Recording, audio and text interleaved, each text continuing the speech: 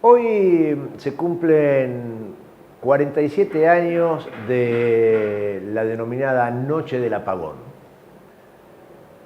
La Noche del Apagón, en la misma provincia, aconteció en la misma provincia donde hoy se suceden uno tras otro los episodios de represión y de violencia que creíamos no íbamos a volver a observar en nuestro país, en que cada vez que se producen nos provocan un escozor, una indignación, una impotencia muy grandes. 47 años de la Noche del Apagón, donde en la provincia de Jujuy, en el marco de la dictadura cívico-militar genocida, quedó plasmada con más elocuencia quizás que en otras partes esa relación cívico-militar, esa connivencia entre empresarios y genocidas. En la Noche del Apagón, en Jujuy, el ingenio Ledesma, los Blaquier, dueños de gran parte de la provincia, los poderosos de la provincia y también del país, colaboraron para secuestrar, asesinar a dirigentes sociales, políticos, gremiales. Eso pasó hace 47 años, por eso decíamos en estos días, cuando veíamos las imágenes de Jujuy y la policía entrando, pateando puertas sin órdenes judiciales, golpeando gente, en camionetas sin identificación, que cuando se reconocieron resultó que eran de empresarios que colaboraban con las fuerzas de seguridad, lo mismo que con la dictadura. Hace 47 años atrás establecíamos el paralelo.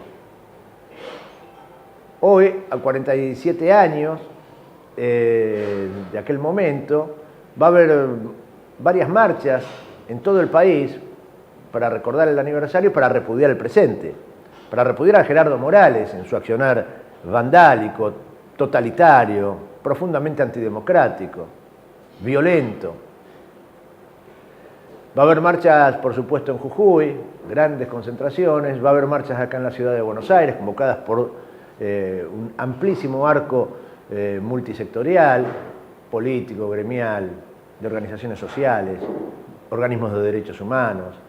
Todos a partir a las 3 de la tarde se marchará hacia la sede de la empresa Ledesma, en el centro porteño, ahí en la calle Reconquista y Corrientes. Pero se cumplen 47 años de la Noche del Apagón y vamos a hacer una breve recorrida desde aquel momento hasta lo que está pasando hoy en Jujuy. Primero, escuchemos a Luis Aredes. ¿Quién es Luis Aredes? Luis Aredes es hijo del exintendente de Ledesma, de la localidad de Ledesma, que fue desaparecido justamente en aquel año 1976, en esta relación obscena entre el empresario y los dictadores, los genocidas. Luis Aredes cuenta qué pasó en aquel momento y qué pasó con Blaquier, responsable, cómplice de esos asesinatos, de esas desapariciones. Pero lo que es peor, Blaquier, ese cómplice que murió hace poquito tiempo en total impunidad. Escuchémoslo a Luis Aredes hablando en la televisión pública. La Noche del Apagón. La Noche del Apagón fue desde el 20 de julio, Día del Amigo, que se festeja mucho en el norte argentino, en Mis Pagos, hasta el 27 de julio, que fueron una secuencia de cortes de luces de 10 de la noche a 6 de la mañana.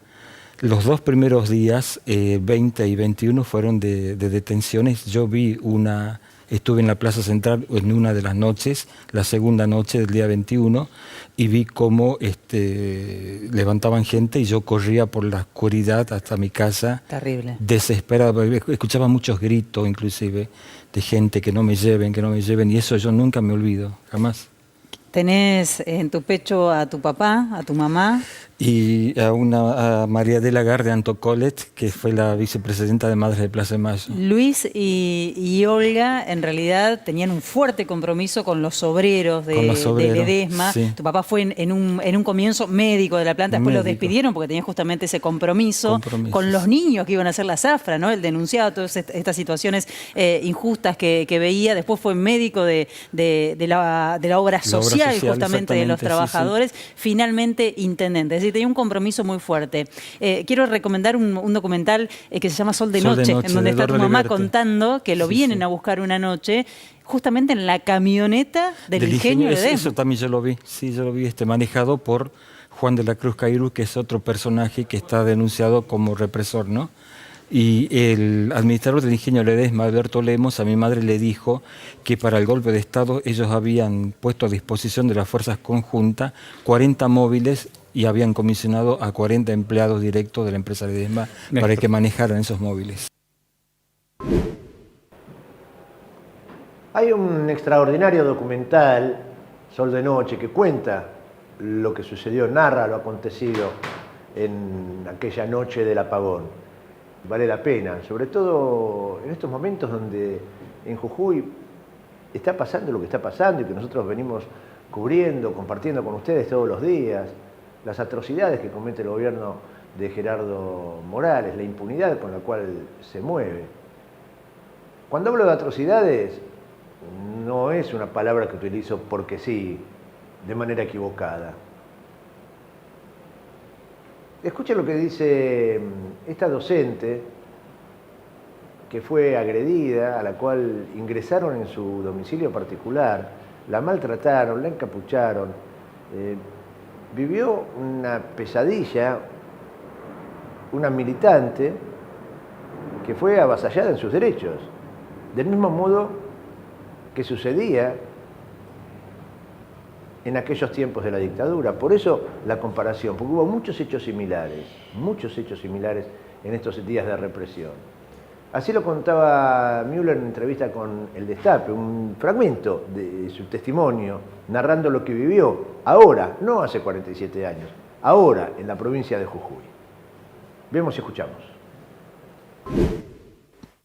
Sí, yo vivo en la capital. En la capital. Y sí, por supuesto, estaba ejerciendo mi legítimo derecho a la protesta pacífica. Y ahí empezás a percibir primero una persecución con vehículos sin identificación y luego con un vehículo identificado.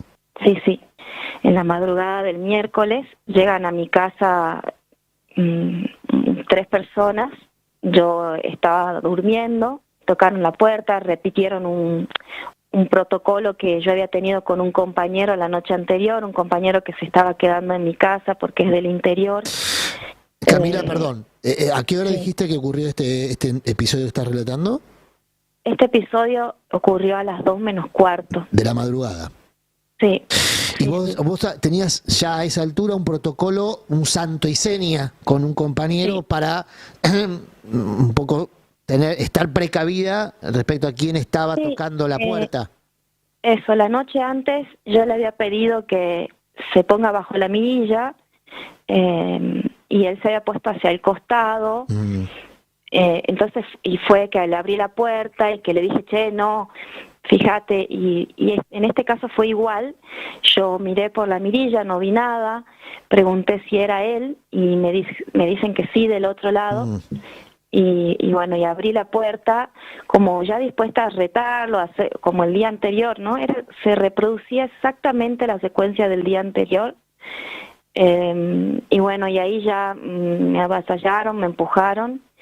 Lo que llegué a ver solamente es un hombre con barbijo y una capucha, y ya no pude ver más nada. Perdón, entraron, ¿la capucha te pusieron a vos una capucha? A mí me tabicaron con mi propia camiseta.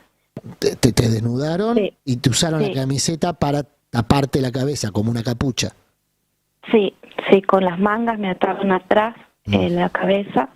Y después, bueno, mientras sucedía eso, yo empecé a sentir que entraban, que otras manos me tocaban, me llevaban los brazos hacia atrás, me ataban las muñecas con precinto.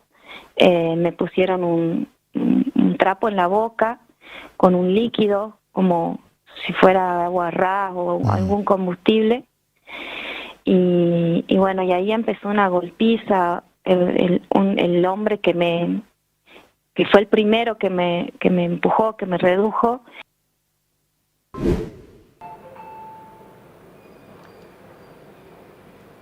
Terrible el testimonio. ¿Escucharon con atención?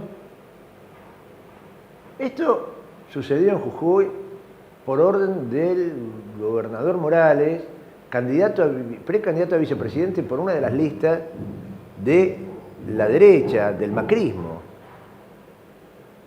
Morales es el que acompaña a Larreta, Morales es el que escuchábamos ayer, lo veíamos acá y nos causaba vergüenza ajena, es decir, hay que terminar con la violencia. Hipócritas, hipócritas. Y no es casual que utilice este método. Por eso ayer les decía, miren, son lo mismo. Al final del camino, en campaña uno gritará menos, una gritará más. Son lo mismo. Las opciones de Bullrich o de Larreta son exactamente lo mismo, van al mismo lugar. ¿Por qué? Porque las políticas que proponen, económicas, sociales, culturales, el país que dicen que quieren cambiar, el país que quieren construir, dicen, para el cambio definitivo, es un país que ya se sufrió en la Argentina. Nada nuevo traen en sus propuestas. Y esas propuestas, a lo largo de la historia, solo son posibles de ser sostenidas con violencia, con represión, con avasallamiento de los derechos. Uno escucha el testimonio de esta docente y dice, no, no puede ser, está mintiendo. O sea, uno tiende a no creer, a no darle credibilidad, porque dice, no, ¿cómo? ¿En nuestro país está pasando esto? Sí, en nuestro país pasa esto. Y el responsable se llama Gerardo Morales. Y el responsable final es un modelo económico, político y social que es el que quieren implementar en caso de ganar las elecciones.